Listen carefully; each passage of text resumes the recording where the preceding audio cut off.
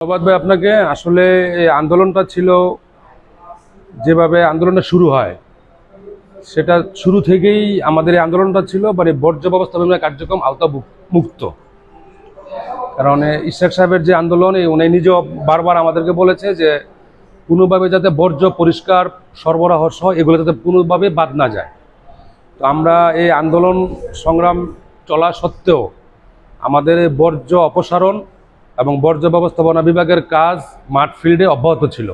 এবং আপনারা এও প্রত্যক্ষ প্রতীয়মান যে গত কুরবানির যে ঈদ, আপনারা জানেন যে অন্যান্য সময়ের তুলনায় আরও আর্লি এই ঢাকা শহর ময়লা মুক্ত আবর্জনা মুক্ত হয়েছে। তো আসলে আমরা এই আন্দোলন সংগ্রামে আমাদের কাজের কোনো ব্যাঘাত ঘটেনি এবং আমরা কাজ যথাসময়ে নির্দেশ মোতাবেক আমরা এই আমাদের বর্জ্য অপসারণ কাজ আমরা পরিচালনা করতে সক্ষম হয়েছি ইনশাআল্লাহ। তবে আমরা বর্তমানে খুবই নাজেহাল অবস্থায় আছি। সেটা হলো যে এই 5ই আগস্টের পরে আমরা আমাদের যে ন্যায্য দাবি, যৌক্তিক দাবিগুলো নিয়ে আমরা বারবার প্রশাসনের কাছে দৌড়ঝাঁপ করার পরেও, একাধিকবার আবেদন নিবেদন করার পরেও আদৌ পর্যন্ত আমরা আমাদের যে ন্যায্য দাবিটুকু আমরা এখন পর্যন্ত আদায় করতে পারিনি। এটি আপনাদের মাধ্যমে আমরা আবারও উক্ত প্রশাসনকে আমরা অবহিত করতে চাই। বিগত তাপস সাহেবের আমলে আমাদেরকে প্রায় 1 থেকে 1,500 লোকের চাকরি অবৈধভাবে বিনা কারণে বিনা নোটিশে চাকরিচ্যুত করেছে। এর মধ্যে আমরা এখন পর্যন্ত মাত্র 30 থেকে 40 জন ইন করতে পারছি, মানে চাকরিতে পুনর্বহাল হইতে পারছি। আর বাকি সাধারণ কর্মচারী কিন্তু এখনও অবহেলিত এবং অর্থনৈতিক অভাবে মানবেতর জীবনযাপন করতেছে। আপনারাও জানেন যে সিটি কর্পোরেশনের পরিচ্ছন্ন কর্মীবৃন্দ, তাদের চাকরির সাথে বাসার একটি সম্পর্ক। চাকরি না থাকলে বাসা থাকা সম্ভব না। এই চাকরিগুলো না থাকার কারণে ওই সমস্ত চাকরিচ্যুত পরিচ্ছন্ন কর্মী পরিবার বর্তমানে খোলা আকাশের নিচে মানবেতর জীবনযাপন করছে। বারবার প্রশাসক বদলি হওয়ার কারণে, বিভিন্ন ঊর্ধ্বতন কর্মকর্তা বৃন্দ বদলি হওয়ার কারণে, একটার পর একটি ঝামেলা, আবার দীর্ঘদিন একটা আন্দোলনের কারণে আমাদের রুটিন মাফিক কাজগুলো থেকে আমরা বঞ্চিত। আমরা আশা করব যে বর্তমান যে প্রেক্ষাপট, যাতে দ্রুত সময়ের মধ্যে আমাদের এই যৌক্তিক দাবিগুলো আমাদের কর্মচারীদের 59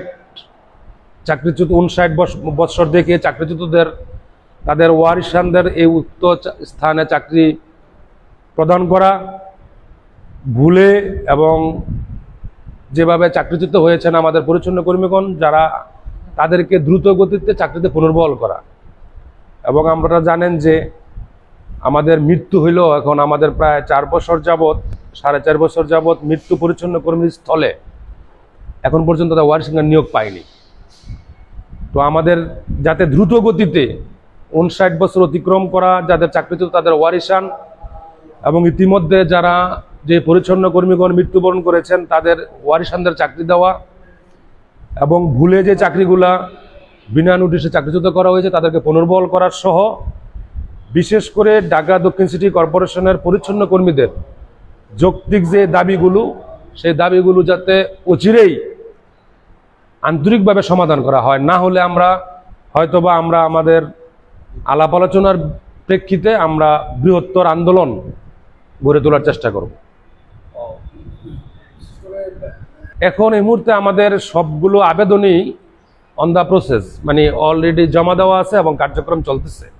তো দীর্ঘদিন আন্দোলনের কারণে তারা ঠিকমতো অফিস করতে পারেনি বিধায় হয়তোবা আমাদের এই কাজগুলো হয়নি। এখন যেহেতু আবার ঢাকা দক্ষিণ সিটি কর্পোরেশনে স্বাভাবিক অবস্থা ফিরে আসছে, তা আমরা আশা করব যাতে আমাদের এই পেন্ডিং যেই আবেদন নিবেদনগুলো, যৌক্তিক দাবিগুলো যাতে অচিরেই সমাধান করে। এবং এগুলো শতভাগ যৌক্তিক। অন্যায়ের কারণে ফ্যাসিস্ট সরকার আমাদেরকে নির্যাতন জুলুম করেছেন এখন এই মুহূর্তে, এবং আমাদের সাথে বৈষম্য স্বীকার করেছেন। আমরা হারে হারে বৈষম্য স্বীকার হচ্ছি। কারণ আপনি বুঝতে পারবেন, ঢাকা উত্তর সিটি কর্পোরেশনে প্রত্যেকটি পরিচ্ছন্ন কর্মী বিদায়ের সময় 59 বছর অতিক্রম হওয়ার পরে 4 লক্ষ টাকা পাচ্ছেন, এবং সেই স্থানে তার এই পোষ্য চাকরি পাচ্ছেন। মারা গেলে 1,80,000 টাকা পাচ্ছেন এবং তার স্থলে তার পোষ্য চাকরি পাচ্ছেন। একই সাথে একই ঢাকায় একই মন্ত্রণালয়, অথচ আমরা এখানে বঞ্চিত। তাহলে আমরা এখনো বৈষম্যের শিকার। তো আমরা আশা করব যে ছাত্র জনতার আপামর জনগোষ্ঠীর আন্দোলনের ফলে, আজকে বৈষম্য বিরোধী আন্দোলনের ফলে আজকে আমরা বাংলাদেশে একটি পর্যায়ে আসছি।